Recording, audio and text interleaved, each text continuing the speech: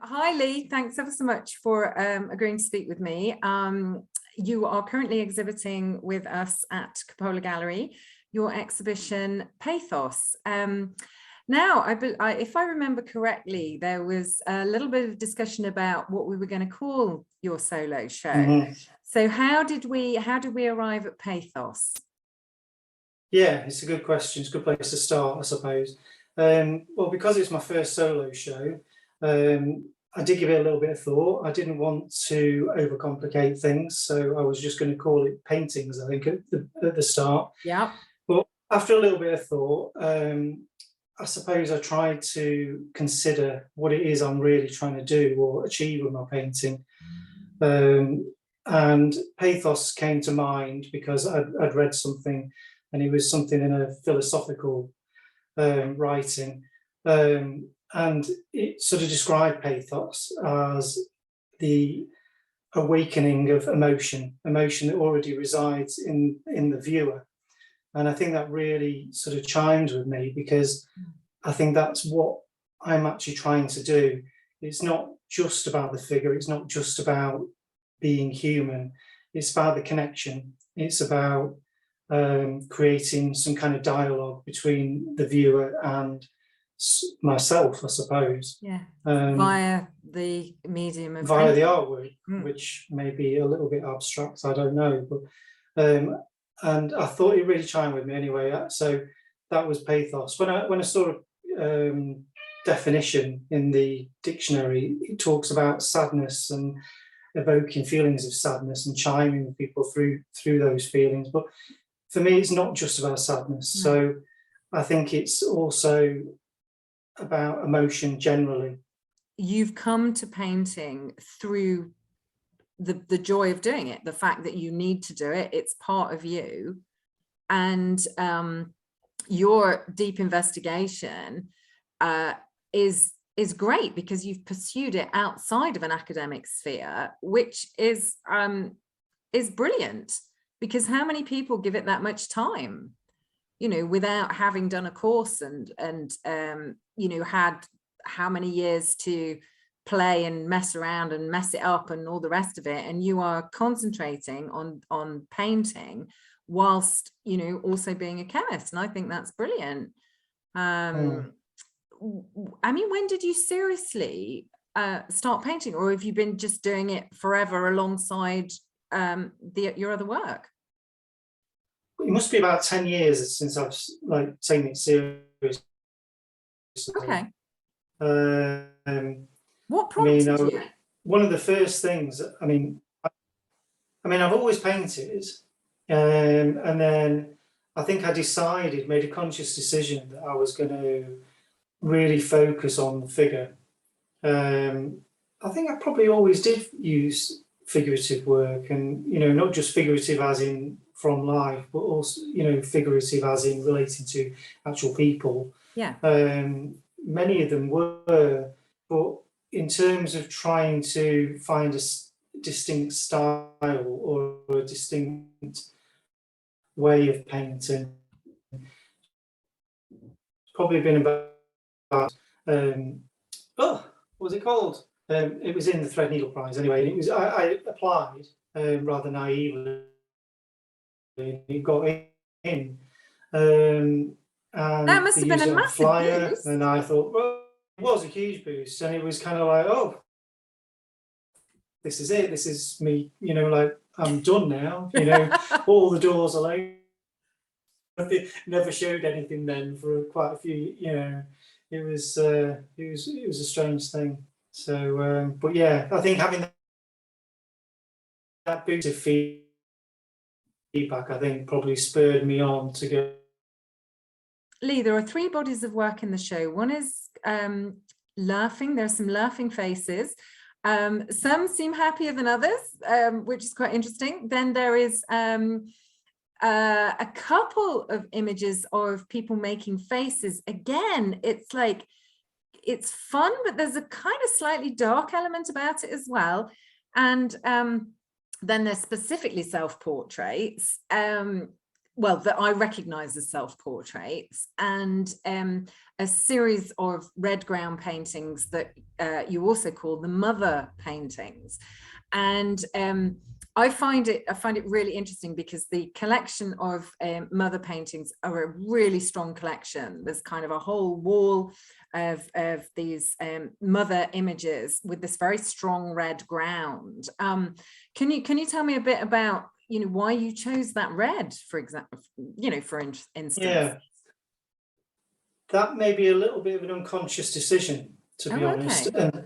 And they're also quite confrontational, which isn't necessarily something that I intended. You know, they're all quite Do you think the forward-facing. colour makes it confrontational though? Because red, It may do. I mean, red's always seen as a warning colour, isn't it? Even in nature, and also, you know, even the cadmium red that you use is also toxic. You know, there may be something there in that. It's not necessarily a conscious decision.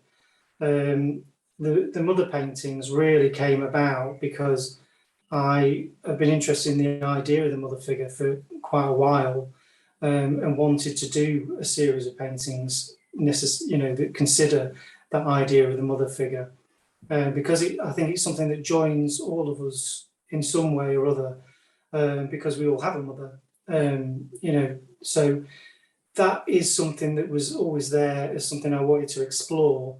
you chose very specific mothers though, didn't you? I did. At the same time, I wanted to consider influences, specifically my influences, because my background, academic training is as a pharmacist. It's not in art. So I've come to art through a slightly different or unconventional path. And for me, most of my art training has been through experience, through going to galleries, through looking at other people's work. So when I was painting this series particularly, it started because I was thinking about my influences, what's caused me to paint, what, you know, why have I painted, what's inspired me, those kind of things. And so they are all artists, but rather than paint the artists, it came together with this idea of the mother figure. And they're actually all the mothers of artists that have inspired me in some way. Most of them are expressionists, so there's Edvard Munch there, there's Tracy Emin there, Francis Bacon's there. You know, they are usually quite expressionist artists. They're all painters. I think all of them are painters, they are. But one of the stories you said about the mothers, that you actually found it much more difficult than you possibly thought it would be to find images of these women. Yeah, it was. Some of the more famous ones, so for example, Francis Bacon and Edvard Munch, there were photos that I managed to find as reference sources, you know, where, interestingly, there was a family. Actually, both of those were group portraits, right, from when even the painter was in the picture as a child, in both of those. But then some of the more recent ones, you know, they had to even be imagined portraits of the mother. Right. So I couldn't always find photographic references for that. So, for example, there's a painting of Jennifer Packer there, or based on Jennifer Packer's mother in my mind. But I actually had to use a reference, which was a photograph of Jennifer Packer herself, to just try and maybe get some kind of likeness in there, but it was an imagined portrait. Did you do any research as to the relationship of the mother with the artist? No, it's more of a selfish endeavour than that. It was more about the artist, but I didn't want to purely paint paintings of the artists themselves. I think I wanted to try and maybe reach for some kind of origin of things. I think I've mentioned that before, reaching for the origin of things, you know. So I think I often think about more than one stream of thought when I'm painting. You know, if a series of work comes together, it's not necessarily got one thought process. So it can maybe sometimes come across a little bit confusing for people looking at it, because well, we're complicated humans, aren't we? I mean, that's not how we live our lives. There are thoughts kind of running through our heads all the time. But it is interesting because with the portraits, I mean, with all the painting, you have a particular technique which leaves room for people. You know, the portraits are, you wouldn't say they're unfinished, but they're painted in such a way which, you know, allows you to add something yourself as a viewer. But That's interestingly, however kind of simple the mark or the gesture in terms of making these faces, I've had a lot of comments from visitors saying it's the eyes. I'm just really drawn to all the eyes on these images. Was that a deliberate point of focus, or do you think that just happened through the process? Well, I mentioned before, I think they maybe are a little bit more confrontational than necessarily was intended.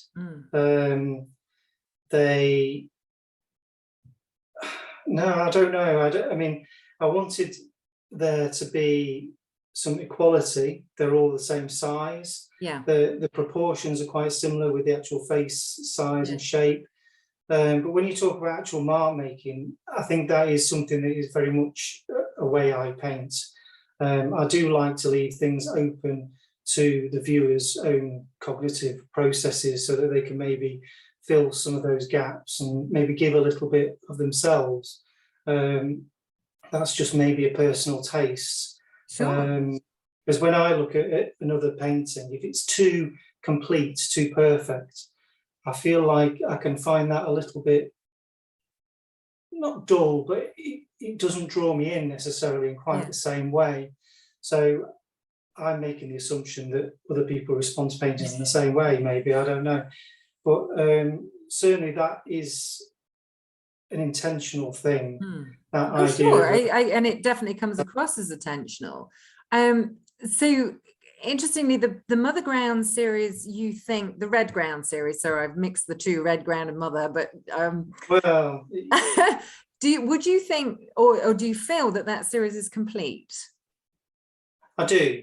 Right. When I set out, there were other names, because I did make a list of people that were particularly inspiring to me or moved me in some way.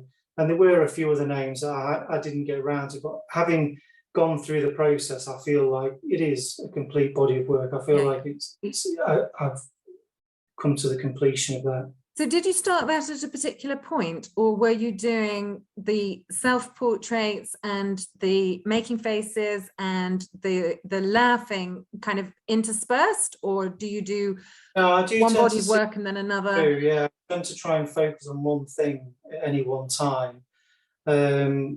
So you're right. I mean, the woman laughing series is probably something I will come back to. I think it's one of those things. I don't feel like that's come to an end. There's a few examples in the show, and there's a few examples that aren't in the show, but I feel like there's also probably more to come, just because I don't feel like I've quite seen that through. It's a strange thing. So the making faces, there's only a couple, that's right, isn't there? Yeah. In this show. Yeah, so did that link to the laughing, or was that distinct? No, that was a distinct thing. They started, I did a few on paper. There's two in the show, and then there was two others that were very similar size, very similar in style. And they started in lockdown. And they started in lockdown just as a response to that strange and surreal time that we were living through. I think the making faces, I think I felt like it was almost like a regression in lockdown. You had all your liberties taken away. So it was almost like a childish thing. It was a gesture. Yeah. So it also felt like, I needed to maybe address the fact that we were going through this huge event in some way through my painting. So that was just something that I hit upon. The making faces, it's kind of confrontational, it's playful, it's all sorts of different things. I think. So did you make faces and take photos? Did you get friends to make? Well, you couldn't have a friend then, could you? So you would be breaking the rules, and we can't have that. I didn't mention that, sorry. So did you take photos of yourself making faces? I did. That must have been quite strange. yeah, it's a bit silly. I thought, oh, then I guess it is a bit of a silly thing. But then the paintings on copper, they were sort of a development that went a little bit further. And again, on reflection, maybe thinking about maybe tribal masks, or even, for example, like you do the haka, you know, the Yes. New Zealand rugby, Yeah. you know, that kind of making faces can be quite a confrontational thing as well. Yeah. So it's like defiance, you know, almost in the face of this pandemic that we were all going through. So that was a very specific thing. But again, I feel like that's come to an end, really, in terms of my thought process. And Well, it appeared at a particular point, didn't it? And that makes sense that you know, yeah, life, although the pandemic is still with us, life has moved on, you know, from away from the lockdowns, and that's changed. You know, well, it's changed us really, and you know, therefore, it's going to affect the kind of work that you're doing. But self-portraits, now famously, you know, artists have been doing self-portraits since we, you know, started drawing, really, because we are fascinated with our own image, partly because it's incredibly difficult in some ways to paint yourself. But of course, you're always there. yeah. So is your interest in self-portraits a desire to investigate aspects of yourself, or a face that's on hand for you to experiment with, if you see what I mean, in terms of painting? I do, yeah.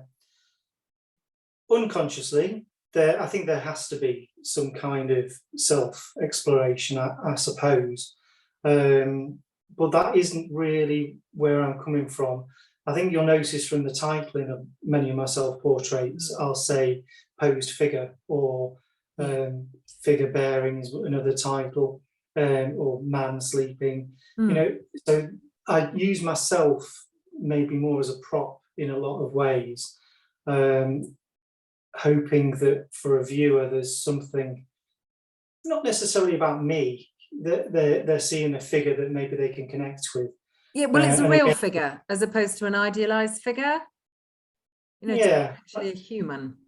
yeah, maybe, but certainly it's more about that connection, that somebody can look at it and understand. I talk a lot about a deeper understanding and human connection, and some of that may cross over from my training as well in healthcare and as a pharmacist, because obviously we have the medicine side of things and the clinical side of things, but a huge part of working community as well is the relationships. Sure. And human relationships.